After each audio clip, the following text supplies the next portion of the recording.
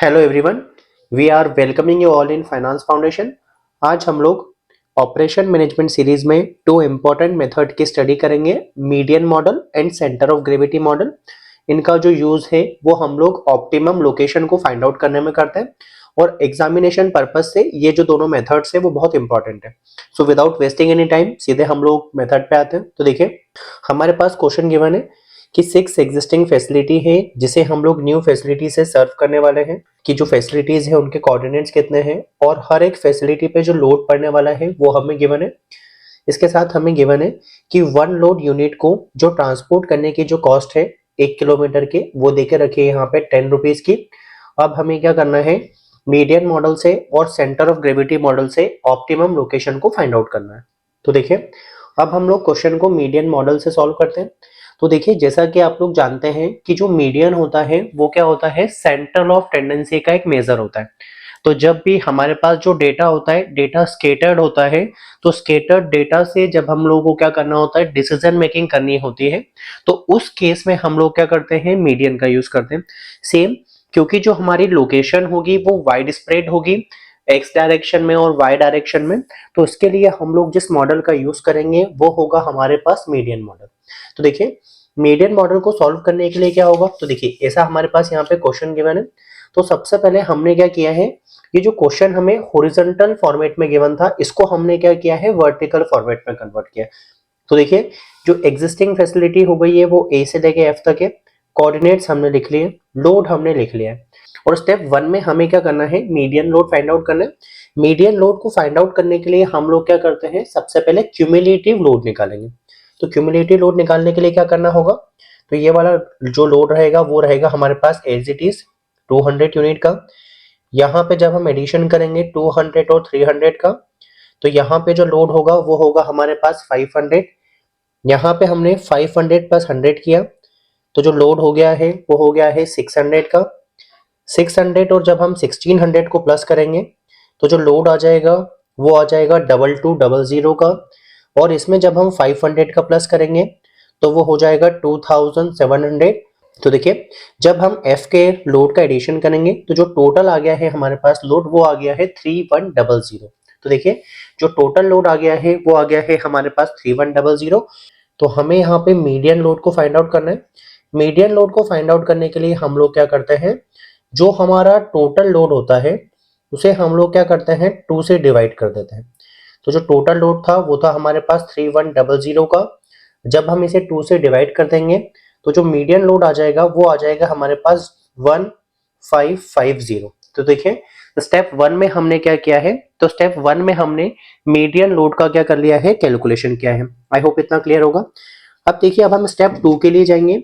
तो स्टेप 2 में हम लोग क्या करते हैं, कोऑर्डिनेट्स फाइंड आउट करने के लिए जाएंगे। तो स्टेप 2 में हम लोग क्या करेंगे, जो भी हमारी न्यू फैसिलिटी होगी उसके एक्स और वाई दो कोऑर्डिनेट्स फाइंड आउट करने के लिए जाएंगे। तो देखिए, उसके लिए हम जो कैलकुलेशन करेंगे वो कैसे करेंगे, तो सबसे पहले हमें क्या करना है, एक्स के लिए कोऑर्डिनेट्स को फाइंड आउट करना है।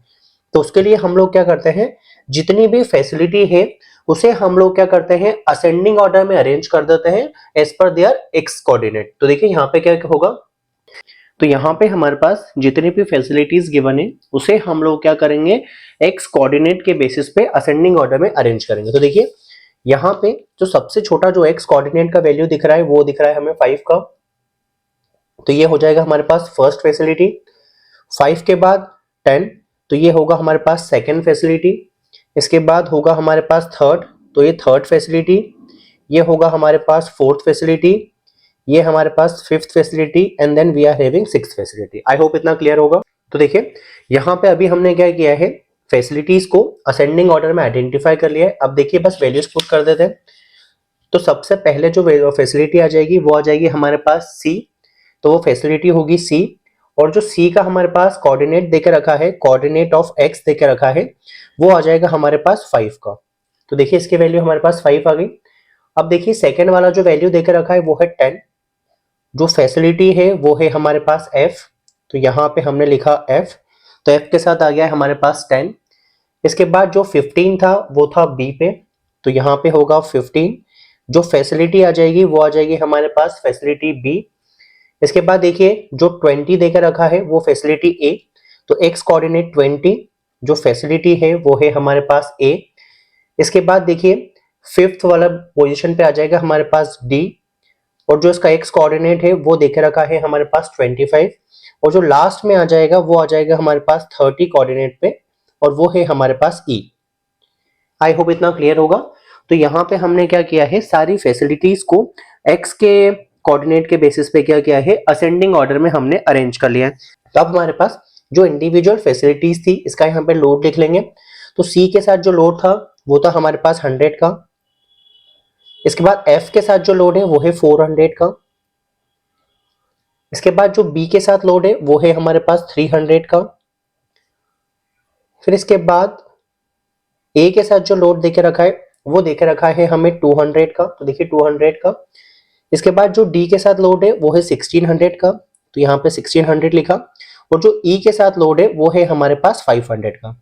आई होप इतना क्लियर होगा। अब हम लोग क्या करते हैं, ये जो हमारे पास लोड की हमने एंट्री कर दी है, अब हम क्या करते हैं, ये सारी फैसिलिटीज को हमने क्या किया है, असेंडिंग ऑर्डर में अरेंज कर लिया है। उसके साथ हमने उनके लोड की वैल्यू लिख ली है। अब हम क्या करेंगे, यहाँ पे इसका क्यूमुलेटिव फाइंड आउट करेंगे। तो यहाँ पे देखिए 100 होगा, यहाँ पे 100 प्लस 400 का जब हम समीशन करेंगे तो हो जाएगा हमारे पास 500। जब हम 500 में 300 का समीशन करेंगे तो हमारे पास यहाँ पे हो जाएगा 800। जब हम 800 में 200 का समीशन करेंगे तो हो जाएगा 1000। 1000 में जब 1600 का एडिशन करेंगे तो वो हो जाएगा 2600, और 2600 में जब हम 500 का एडिशन करेंगे तो आ जाएगा हमारे पास 3100। तो देखिए यहाँ पे हमारा जो टोटल लोड था और यहाँ का जो क्यूमुलेटिव था वो सेम है। इसका मतलब है जो हमने क्वेश्चन किया है वो बिल्कुल सही है। ठीक है, अब हम लोग क्या करेंगे, जो भी हमारा मीडियन लोड है, मीडियन लोड को हम लोग क्या करते हैं, यहाँ पर आइडेंटिफाई करने की कोशिश करते हैं क्यूमुलेटिव लोड में। तो जो मीडियन लोड था वो हमारे पास कितना था, 1550 का। तो यहाँ पे देखिए हमें 1550 नहीं दिख रहा है, उससे जो बड़ा वाला नंबर है वो है हमारे पास 2600।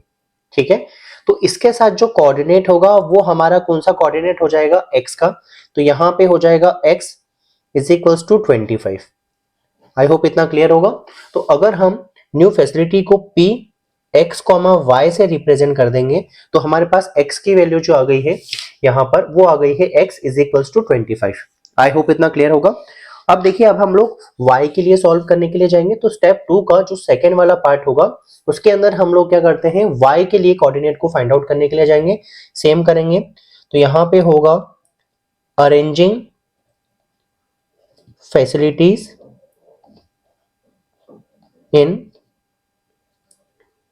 ascending order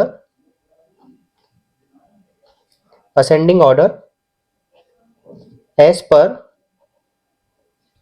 y coordinate. तो देखिए अब हम लोग क्या करेंगे, फैसिलिटीज को y कोऑर्डिनेट के अकॉर्डिंग क्या करेंगे, असेंडिंग ऑर्डर में अरेंज करेंगे। तो देखिए शुरुआत हम लोग कहां से करेंगे, तो सबसे पहले जो मिनिमम वैल्यू है वो देखिए। तो जो मिनिमम वैल्यू है वो a के लिए भी हमारे पास 5 है, इसके बाद d के लिए भी हमारे पास 5 है। तो जिस पोजीशन पे या ऐसे किसी सिचुएशन होगी हमारे पास कि हमारे पास जो कोऑर्डिनेट है उसमें टाई होगा, तो हम लोग क्या करेंगे, वो वाली फैसिलिटी का यूज करेंगे जहां पे हमारा जो लोड है वो मैक्सिमम है। यहाँ पे कोऑर्डिनेट 5 पे y के जो हमारे पास वैल्यू है, a के लिए है लोड की वैल्यू 200 और d के लिए है 1600। तो हम लोग क्या करेंगे, d को यहाँ पे सिलेक्ट कर लेंगे। तो देखिए यहाँ पे इसकी वैल्यू पुट कर दी हमने, तो यहाँ पे आ जाएगा 1600। तो सबसे पहले होगा यहाँ पे कोऑर्डिनेट y के लिए होगा यहाँ पे कोऑर्डिनेट 5, और जो हमारे पास लोकेशन है वो है हमारे पास d। इसके बाद अगेन हमारे पास 5 है, तो ये हो जाएगा हमारे पास नंबर 2 पे। तो यहाँ पे होगा 5, इसकी जो वैल्यू आ जाएगी वो आ जाएगी हमारे पास a की। थर्ड पे जो हमारे पास गिवन है वो है 10, तो यहाँ पे होगा 10, जो वैल्यू है वो है हमारे पास c।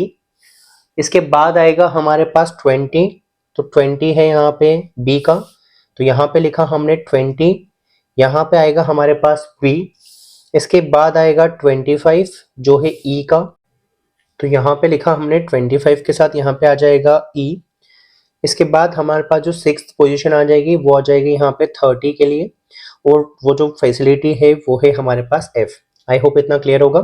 अब हम लोग क्या करेंगे, सारी जो फैसिलिटीज है उसके यहाँ पे लोड लिख लेंगे।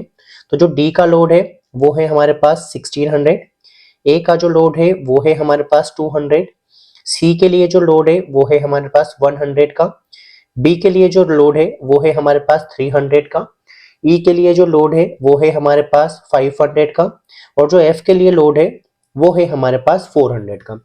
आई होप इतना क्लियर होगा। अब हम लोग क्या करते हैं, ये जो लोड हमें गिवन है इसका हम लोग क्या करेंगे, क्यूमुलेटिव लोड फाइंड आउट करेंगे।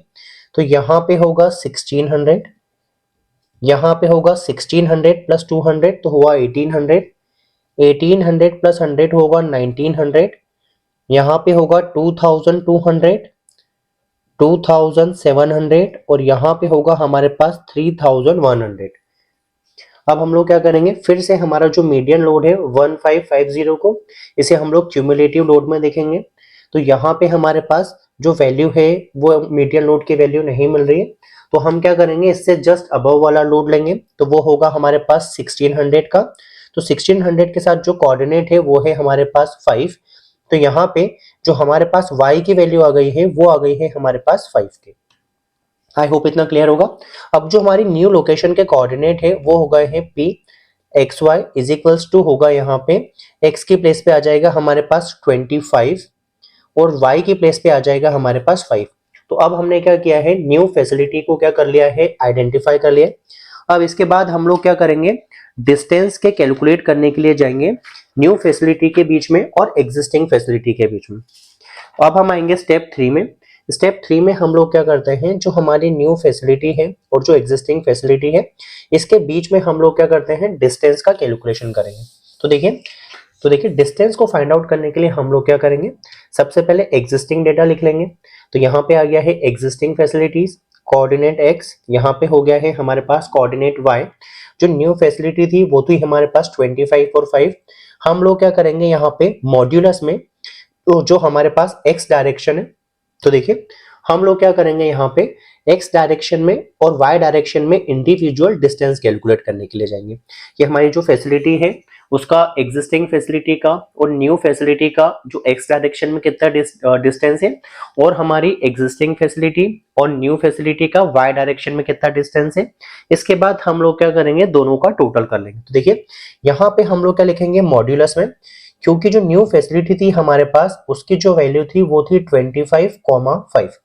तो x डायरेक्शन में जो वैल्यू है वो है 25 की, y डायरेक्शन में जो वैल्यू है वो है हमारे पास 5 की।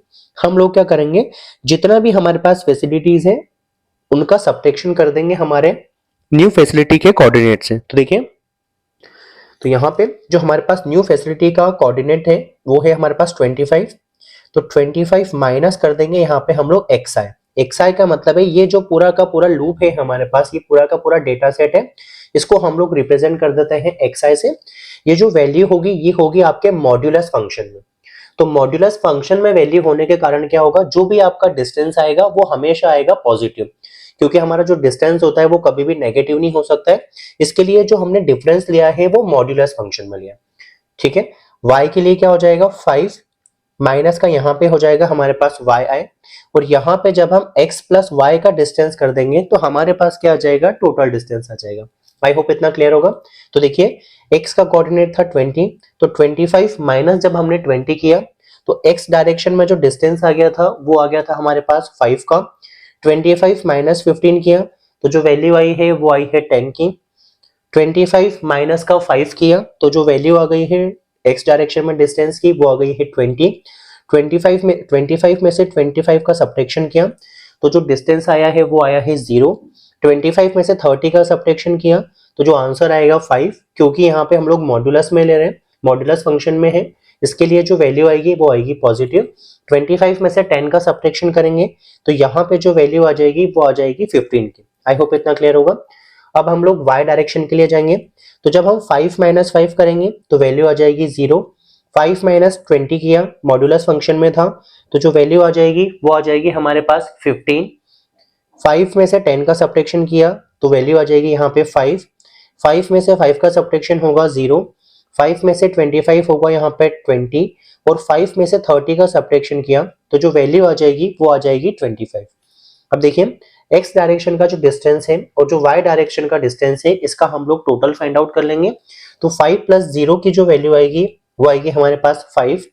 10 प्लस 15 की जो वैल्यू आ जाएगी वो आ जाएगी 25, 20 प्लस 5 की जो वैल्यू आ जाएगी वो आ जाएगी 25, 0 प्लस 0 होगा यहाँ पे 0, 5 प्लस 20 की जो वैल्यू आ रही है वो आ रही है 25, और 15 प्लस 25 की जो वैल्यू आएगी वो आएगी हमारे पास 40 की। आई होप इतना क्लियर होगा। तो हमने क्या किया था, फर्स्ट स्टेप में मीडियन लोड को फाइंड आउट किया है, स्टेप 2 में हमने क्या किया था, कोऑर्डिनेट्स फाइंड आउट किए थे, स्टेप 3 में हमने डिस्टेंस फाइंड आउट किया है एग्जिस्टिंग फैसिलिटी और न्यू फैसिलिटी का। अब स्टेप 4 में हम लोग क्या करेंगे, ट्रांसपोर्टेशन कॉस्ट निकालने के लिए जाएंगे। तो देखिए अब हम लोग यहाँ पे ट्रांसपोर्टेशन कॉस्ट निकालने के लिए जाएंगे। अब ट्रांसपोर्टेशन कॉस्ट निकालने के लिए क्या करेंगे, जो भी हमारी एग्जिस्टिंग फैसिलिटी है उसकी वैल्यूज को पुट करेंगे, यहाँ पे जो लोड गिवन था उसकी वैल्यूज पुट किए। तो देखिए ए के साथ जो लोड था वो था यहाँ पे 200 का, बी के साथ जो लोड है वो था यहाँ पे 300 का, सी के साथ जो लोड था वो था हमारे पास 100 का, डी के साथ था 1600 का, ई के साथ था 500 का, और एफ के साथ जो लोड था वो था हमारे पास 400 का। ठीक है, अब जो डिस्टेंस का कैलकुलेशन है, तो देखिए डिस्टेंस का कैलकुलेशन अब हमने कर लिया है। तो देखिए जो हमारी एग्जिस्टिंग फैसिलिटी थी और जो न्यू फैसिलिटी से जो डिस्टेंस था वो था ए के केस में टोटल 5 का था, बी के केस में था वो 25 का, सी के केस में भी था वो 25 का, डी के केस में था वो 0 का, ई के केस में था वो 25 का, और एफ के केस में जो डिस्टेंस था वो था हमारे पास 40 का। आई होप इतना क्लियर होगा। अब हमारे पास जो कॉस्ट गिवन है क्वेश्चन के अंदर वो गिवन थी 10 रुपीज। तो देखिए यहाँ पे हमने 10 रुपीज लिखा। ठीक है, अब हम लोग क्या करते हैं, इन तीनों का मल्टीप्लाई करेंगे तो इस फैसिलिटी के लिए ट्रांसपोर्टेशन कॉस्ट आ जाएगा। जब हम इन तीनों का मल्टीप्लाई करेंगे तो फैसिलिटी बी के लिए कॉस्ट आ जाएगी, और जब हम इन सब का टोटल करेंगे तो हमारे पास क्वेश्चन की ट्रांसपोर्टेशन कॉस्ट आ जाएगी। आई होप इतना क्लियर होगा। तो देखिए अब हम मल्टीप्लाई करते हैं, तो जब हमें इन सब का मल्टीप्लाई करेंगे तो जो वैल्यू आएगी वो आएगी 10,000। तो यहाँ पे हमने लिखा 10,000। जब हम यहाँ पे मल्टीप्लाई करेंगे तो जो वैल्यू आ रही है वो आ रही है हमारे पास 75,000। इसके बाद जो होगा वो होगा 25,000, फिर यहाँ पे होगा 0, यहाँ पे होगा हमारे पास 1,25,000। इसके बाद जब हम यहाँ पे मल्टीप्लाई करेंगे तो होगा यहाँ पे 1,60,000। आई होप इतना क्लियर होगा। अब हम लोग क्या करेंगे, यहाँ पे टोटल निकालेंगे। तो टोटल होगा यहाँ पे समीशन ऑफ LI, DI और CI का। तो जो टोटल हुआ है हमारे पास, वो टोटल की जो वैल्यू आ रही है वो आ रही है हमारे पास 3,95,000। तो जब हम मीडियन मॉडल से ऑप्टिमम लोकेशन को फाइंड आउट करते हैं तो जो हमारे लिए कॉस्ट आ जाएगी वो आ जाएगी 3,95,000। आई होप इतना क्लियर होगा। अब हम लोग सेकेंड वाली मेथड के लिए आते हैं जिसका नाम है हमारे पास सेंटर ऑफ ग्रेविटी मॉडल को सॉल्व करने के लिए जाएंगे। तो हमारे पास क्या होगा, हमें दो कोऑर्डिनेट्स को आइडेंटिफाई करना होगा। तो देखिए जो सेंटर ऑफ ग्रेविटी मॉडल है इसका जो फोकस होता है वो क्या होगा, लोड पे ज्यादा होगा। तो इस मॉडल के अकॉर्डिंग क्या होगा, जो वेट होता है या जो लोड होता है उसका जो इम्पैक्ट होता है वो ज्यादा होता है as compare to other thing. ठीक है, तो देखिए अब जो सेंटर ऑफ ग्रेविटी मॉडल है उसमें जो हमारा फोकस है वो लोड या वेट पे ज्यादा होगा एज कंपेयर टू डायरेक्शन। तो हम लोग क्या करेंगे, लोड पे या वेट पे ज्यादा फोकस करेंगे।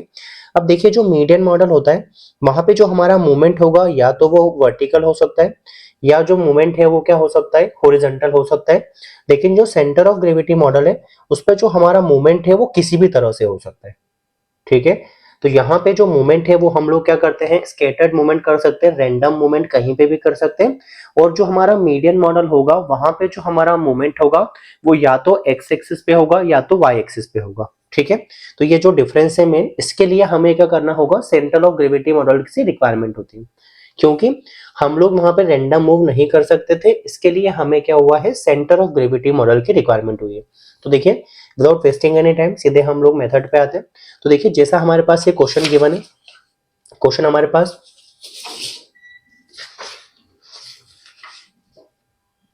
तो देखिए अब हम क्वेश्चन को सेंटर ऑफ ग्रेविटी मॉडल से सॉल्व करने की कोशिश करेंगे। तो देखिए जो हमारा मीडियन मॉडल होता है वहां पे जो हमारा मोमेंट होगा या तो वो y एक्सिस पे होगा या तो वो x एक्सिस पे होगा। ठीक है, या तो लीनियर मूवमेंट होगा। तो हम लोग बोलते हैं जो मीडियन मॉडल होता है उस पे जो हमारा फैसिलिटी का मूवमेंट होगा वो क्या होता है, लीनियर होता है। लेकिन जब हम सेंटर ऑफ ग्रेविटी मॉडल की बात करते हैं तो यहाँ पे जो मूवमेंट हो सकता है वो रैंडम हो सकता है। हम लोग यहाँ पे भी जा सकते हैं, यहाँ पे भी आ सकते हैं।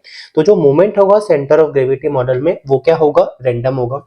दूसरा, जो मीडियन मॉडल में फोकस होता है वो डायमेंशंस पे फोकस ज्यादा होता है, but as per the centre of gravity model जो एक्चुअल में जो वेट होता है जिसका ट्रांसपोर्टेशन कॉस्ट पे सबसे बड़ा इम्पैक्ट पड़ता है। तो जैसे हम लोग क्या करते हैं, पोस्ट ऑफिस वगैरह से कभी आपने कुछ कोरियर वगैरह भेजा होगा तो जो रेट डिसाइड होता है वो on the basis of their weight decide होता है। ठीक है, इसके लिए जो हमारा सेंटर ऑफ ग्रेविटी मॉडल है ये ज्यादा रेशनल मॉडल है। अब इसको सॉल्व करने के लिए हम लोग क्या करते हैं, तो सबसे पहले हमें क्या करना होगा, स्टेप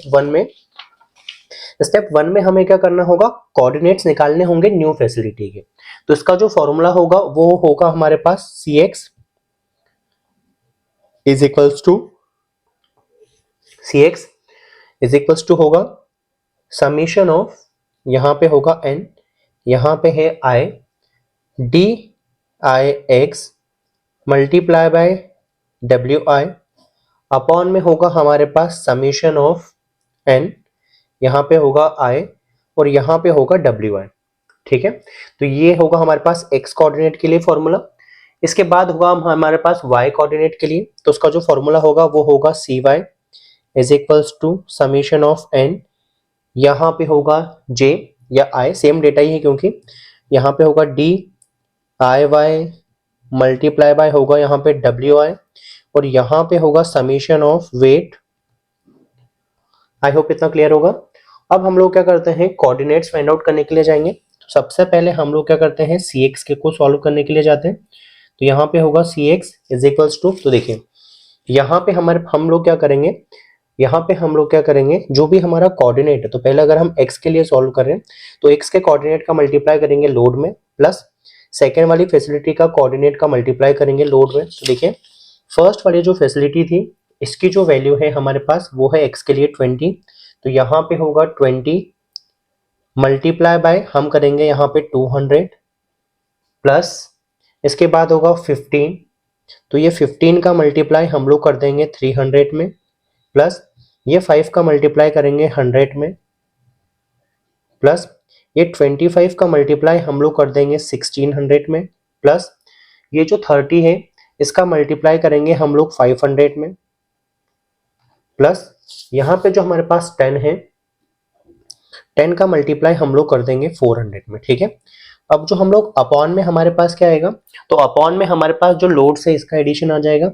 तो यहाँ पे होगा 200 प्लस 300 प्लस होगा यहाँ पे 100 प्लस 1600 प्लस 500 और प्लस होगा हमारे पास 400। आई होप इतना क्लियर होगा।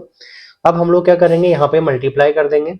तो देखिए 20 का मल्टीप्लाई जब हम 200 में करेंगे तो जो वैल्यू आएगी हमारे पास वो आ जाएगी 4000। तो यहाँ पे होगा 4000 प्लस जब इन दोनों का मल्टीप्लाई किया तो हुआ 4500 प्लस यहाँ पे होगा 500 प्लस इसके बाद होगा हमारे पास 40,000 प्लस यहाँ पे हुआ 15,000 प्लस और यहाँ पे जो मल्टीप्लाई करेंगे तो यहाँ पे जो वैल्यू आ जाएगी हमारे पास वो आ जाएगी 4000। अब वेट का समेशन हम लोग ऑलरेडी क्यूमुलेटिव निकालते समय कर चुके हैं, तो जो वेट का समेशन आ रहा था वो आ रहा था 3100। तो देखिए यहाँ पे सी एक्स के लिए जब हम सॉल्व करने के लिए ऊपर का टोटल करते हैं तो न्यूमरेटर का जो टोटल आ जाएगा वो आ जाएगा 68,000। इसको जब हम 3100 से डिवाइड करते हैं तो जो हमारे पास कोऑर्डिनेट की वैल्यू आ गई है वो आ गई है 21.93। ठीक है, तो हमारे पास यहाँ पे जो सी एक्स की वैल्यू आ गई है वो आ गई है 21.93। अब हम लोग क्या करेंगे, सी वाई को फाइंड आउट करने के लिए जाएंगे। तो देखिए यहाँ पे होगा हमारे पास सी वाई, तो सी वाई को कैलकुलेट करने के लिए गए हम लोग, क्या होगा 5 मल्टीप्लाई बाय 200, तो यहाँ पे होगा 5 multiply by 200 plus 20 multiply by 300, तो यहाँ पे 20 multiply by 300 plus 10 multiply by 100 plus 5 multiply by 1600 plus 25 multiply by 500 plus 30 multiply by 400। I hope इतना क्लियर होगा। अब फिर हम नीचे का एडिशन कर चुके हैं, तो यहाँ पे सीधे वैल्यूज लिख दिए मैंने 3100 की। तो देखिए अब जब हम मल्टीप्लाई करते हैं तो 200 5 हो जाएगा हमारे पास 1000। तो यहाँ पे होगा 1000 प्लस यहाँ पे जो वैल्यू होगी वो होगी 6000, देन यहाँ पे 1000, 8000 प्लस होगा यहाँ पे 12500 प्लस होगा यहाँ पे 12000।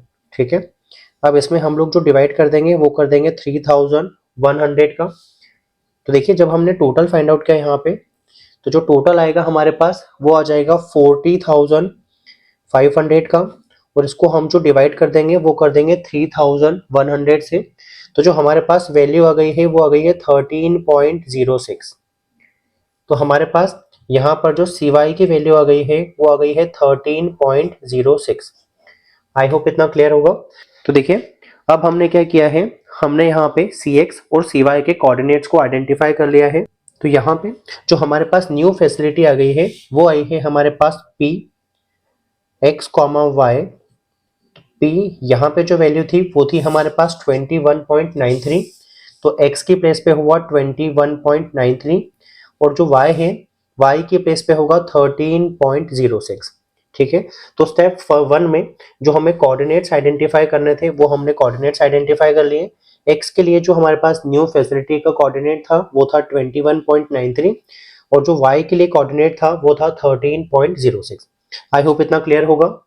देखिए अब हम स्टेप 2 के लिए आएंगे। तो स्टेप 2 में हम लोग क्या करते हैं, न्यू फैसिलिटी और एग्जिस्टिंग फैसिलिटी के बीच का क्या करते हैं, डिस्टेंस कैलकुलेट करने के लिए जाते हैं। तो हमारे पास जो न्यू फैसिलिटी है वो है 21.93, कॉमा है आपके पास 13.06। तो देखिए ये हमारे पास न्यू फैसिलिटी का, तो ये हमारे पास न्यू फैसिलिटी का एड्रेस गिवन है पी की जो, तो यहाँ पे हमारे पास, तो यहाँ पे हमारे पास न्यू फैसिलिटी का एड्रेस गिवन है एक्स और वाई का। अब हम लोग क्या करते हैं, तो जो हमने कोऑर्डिनेट ज्योमेट्री में जो डिस्टेंस निकालते थे उसी तरह से यहाँ पे डिस्टेंस निकालेंगे। तो जैसे यहाँ पे जो फॉर्मूला होगा इसे हम लोग बोलेंगे डिस्टेंस फॉर्मूला। जो डिस्टेंस फॉर्मूला होगा आपके पास वो होगा अंडर रूट में x माइनस x1 का स्क्वायर प्लस होगा यहाँ पे y माइनस y1 का स्क्वायर। तो देखिए जो हमारा डिस्टेंस फॉर्मूला होगा वो होगा x माइनस x1 का स्क्वायर प्लस होगा यहाँ पे y माइनस y1 का स्क्वायर। ठीक है, अब जैसे हम लोग a फैसिलिटी के लिए डिस्टेंस निकालने के लिए जाते हैं, तो a के जो कोऑर्डिनेट है हमारे पास वो हो जाएगा यहाँ पे 20,5। जो हमारी न्यू फैसिलिटी है इसका कोऑर्डिनेट है हमारे पास 21.93, यहाँ पे होगा 13.06। तो जो हमारे न्यू फैसिलिटी के जो कोऑर्डिनेट है उसे हम रिप्रेजेंट करेंगे एक्स वाई से, और जो हमारे पास फैसिलिटीज को हम लोग वेरी करते जाएंगे वो होगा यहाँ पे x1 और x2 का। ठीक है, तो इस बेसिस पे सबसे पहले हम लोग डिस्टेंस निकालने के लिए जाएंगे PA का।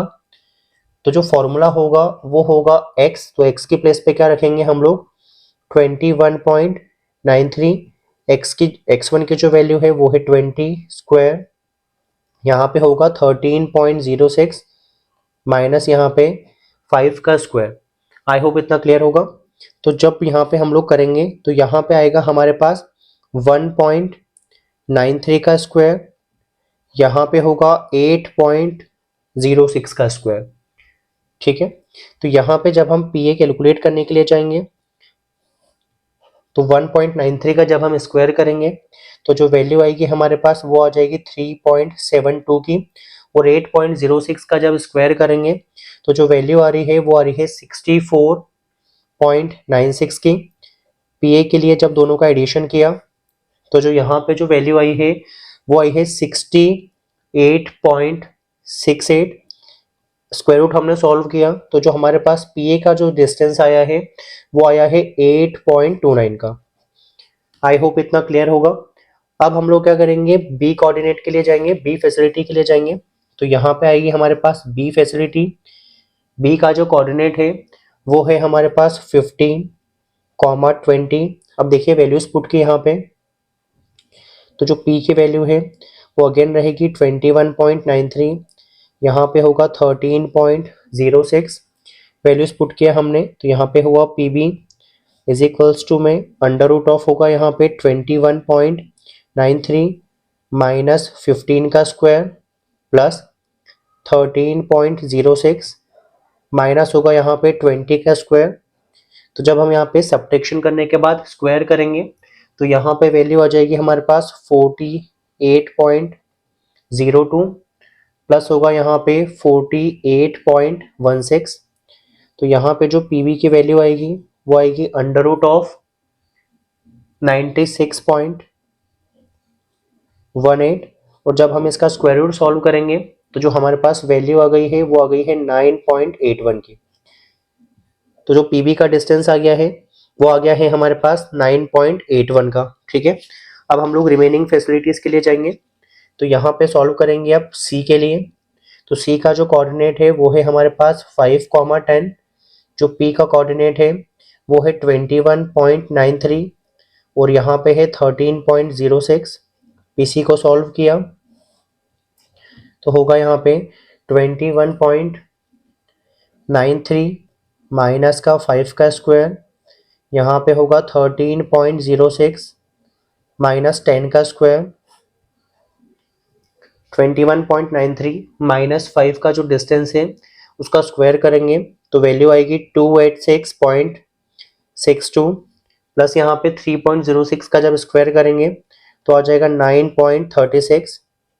पीसी इज इक्वल्स टू होगा यहाँ पे 295.98 और जो पीसी की वैल्यू आई है वो आई है हमारे पास 17.20।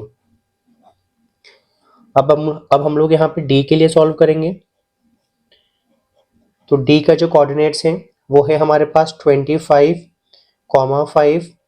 जो पी का कोऑर्डिनेट है वो है हमारे पास 21.93 और 13.06। फिर हम लोग यहाँ पे पीडी को सॉल्व करेंगे तो होगा यहाँ पे अंडर रूट ऑफ 21.93 माइनस का 25 और इसका स्क्वायर होगा प्लस 13.06 माइनस यहाँ पे 5 का स्क्वायर। तो 21.93 माइनस का 25 और जब उसका स्क्वायर करेंगे तो जो वैल्यू होगी वो होगी 9.42।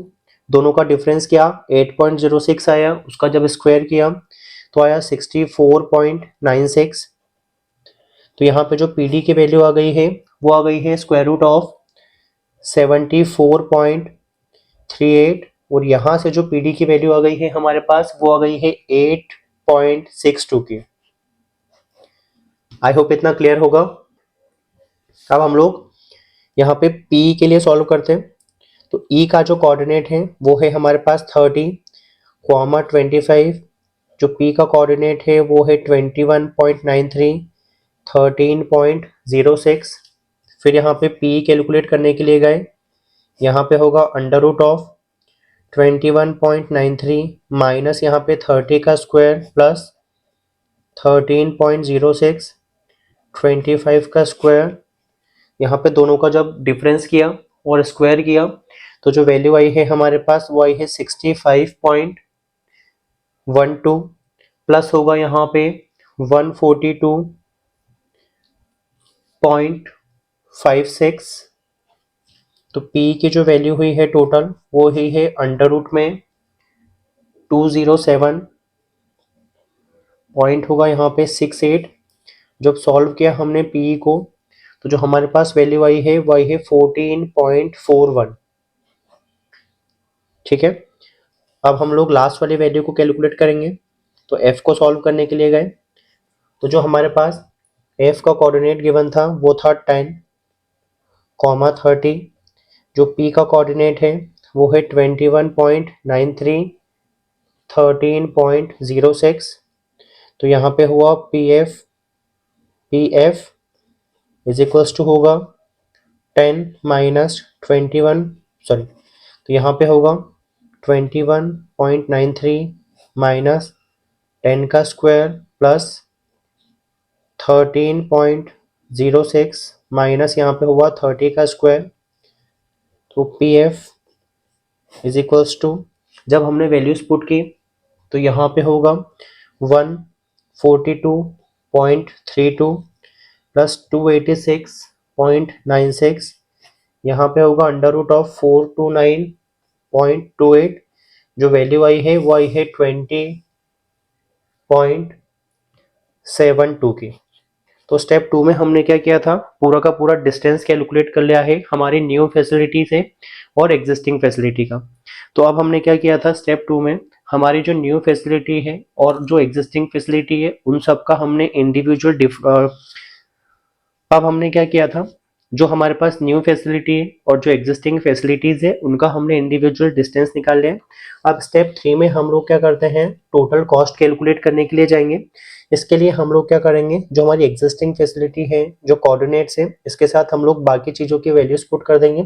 तो देखिए, जो लोड गिवन था, तो फैसिलिटी ए के साथ जो लोड था वो था 200 का, जो बी के साथ लोड था वो था 300 का, जो सी के साथ लोड है वो है हमारे पास 100 का, डी के साथ है लोड वो 1600 का, ई के साथ है 500 का, और एफ के साथ जो लोड है वो है हमारे पास 400 का। ठीक है, अब देखिए, अब हम डिस्टेंस की वैल्यूज पुट करते हैं।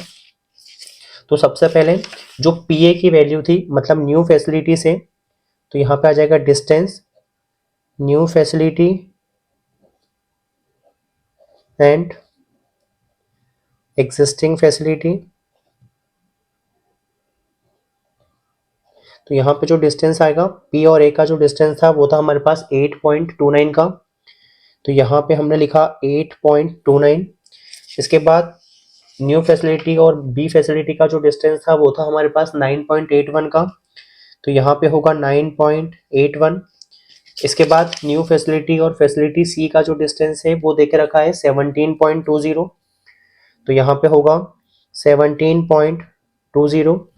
जो फैसिलिटी डी है और जो न्यू फैसिलिटी का है वो है हमारे पास 8.62 का, जो फैसिलिटी ई और न्यू फैसिलिटी का है वो है हमारे पास 14.41, और जो हमारे पास एफ और जो न्यू फैसिलिटी का है वो है हमारे पास 20.72।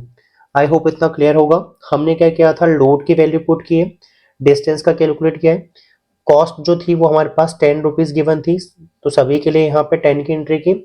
अब हम लोग क्या करेंगे, एल आई डी आई और सी आई का मल्टीप्लाई करेंगे। तो इन तीनों का जब हम यहाँ पे मल्टीप्लाई करेंगे तो आंसर आएगा हमारे पास 16580। यहाँ पे जब हमने मल्टीप्लाई किया तो होगा 29430। यहाँ पे मल्टीप्लाई किया तो होगा 17200। यहाँ पे मल्टीप्लाई किया तो होगा 1,37,920। यहाँ पे जब हम मल्टीप्लाई करेंगे तो होगा 72050। यहाँ पे मल्टीप्लाई किया तो होगा 82880। ठीक है, अब यहाँ पे हमें क्या मिल जाएगी, टोटल कॉस्ट मिल जाएगी। ये होगा हमारे पास summation of D I, L I और यहाँ पे होगा सी आई। ठीक है, तो इन सब का जब हमने टोटल किया तो वैल्यू आई है हमारे पास 3,56,060। एरिथमेटिक गलतियां हो सकती है, उसे आप एक बार क्रॉस चेक कर लीजिएगा। तो यहाँ पे हमने मीडियन मॉडल और सेंटर ऑफ ग्रेविटी मॉडल को सॉल्व कर लिया है। आई होप आपको वीडियो अच्छा लगेगा। अगर वीडियो अच्छा लगा है तो लाइक करें, शेयर करें, सब्सक्राइब करें, जिससे आपके पास फर्दर वीडियोस का नोटिफिकेशन आ जाए। Thank you so much for watching.